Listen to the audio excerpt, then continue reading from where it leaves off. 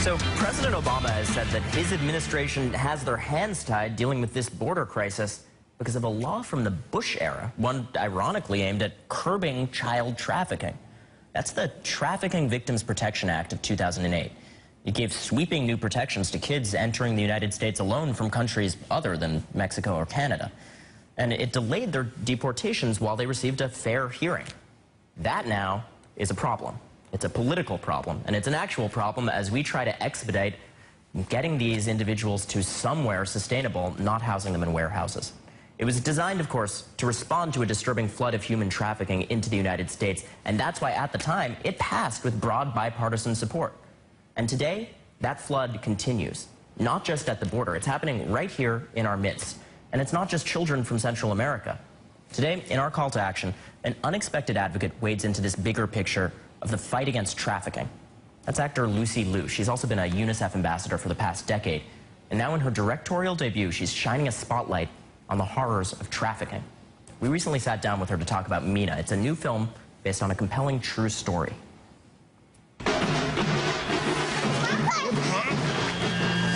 A lot of people don't know that something like that happened in this movie is possible. It's a true story.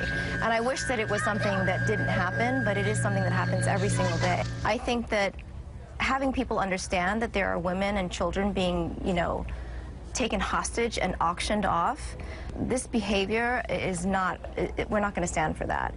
They're young girls that can range from the age of 5 years old and up, and even 3-year-old children. They're not even children at that point. They're just toddlers and infants that are raped and abused. And there's a cultural backdrop to it as well, having the idea if you're very sick and if you have intercourse with a child or an infant that is a virgin, that will somehow give you energy and give you vitality and help save your life. The United States has a huge sex trafficking business, and it's big money. And money is business, and business, people don't care what it is, what commodity it is, as long as it brings in, money for them.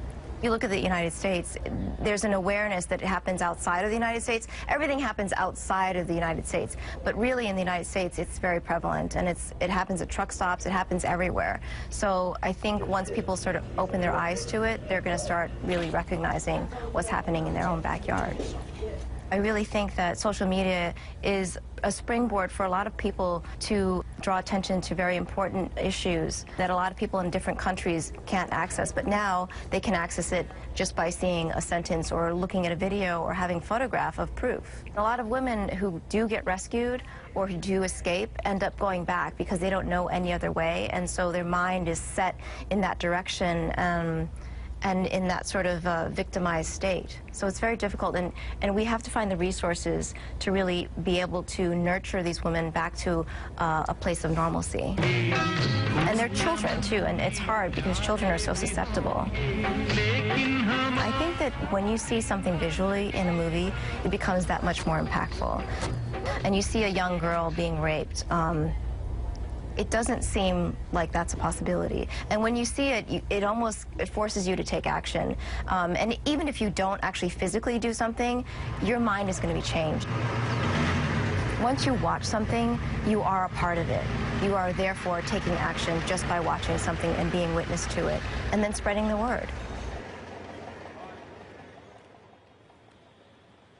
It is shocking to the conscience, and it's right here under our noses in America. And that's what this legislation that the Obama administration is complaining about was meant to address. It's there for a reason. So as we, for very valid reasons, move to expedite these deportations, we got to make sure that we keep the protections that this law was supposed to accomplish in place. Howard Fineman and Karen Finney are back with us to discuss just that.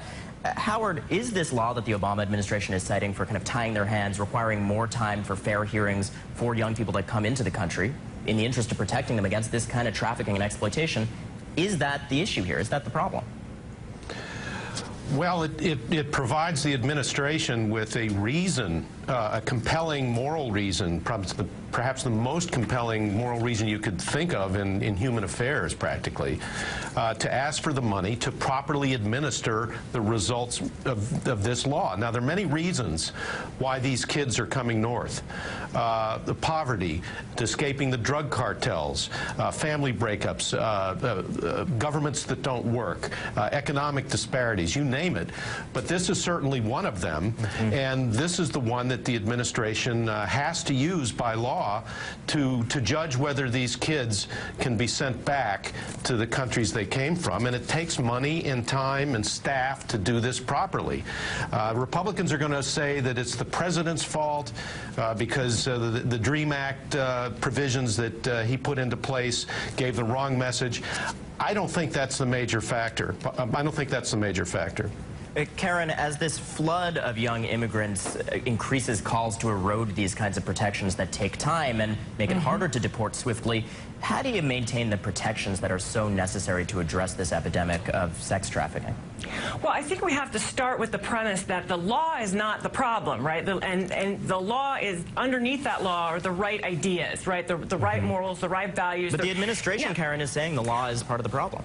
Well, of course, they are, but I think what I see is that it's an administrative problem, right? They need more resources to process the influx of people more quickly, because the law wasn't designed to handle, I think, these kinds of numbers, right? So I think part of it is, yes, let's put additional resources in place to deal with the current situation, but again, I don't think that means I know the administration is saying that the law is the problem, but again, I think we need to make sure that we also look at the law and remember we put it in place for a reason, right? And that reason still very much exists. So let's deal short term with the problem that we have, but let's not, unravel something that was a good idea when we initially did it. All right, Howard and Karen, appreciate your sticking around for that. And we got one more conversation for you up ahead because we've got a couple of stories that we need you for.